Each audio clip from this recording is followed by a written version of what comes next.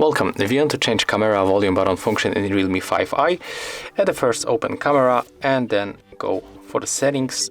Right now you will find volume buttons in this place. Click, and as you can see currently it's set up on the shutter, but we can set to the volume or zoom. I prefer to use the last option, and take a look right now how great it works. I'm going to use it like that, and when you press volume down, volume up or volume down button, you can smoothly zoom in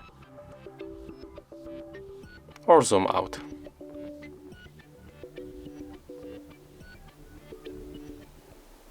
And after that we can finally go back, and as you can see, that's how it works. If you find this video helpful, remember to leave a like, comment and subscribe.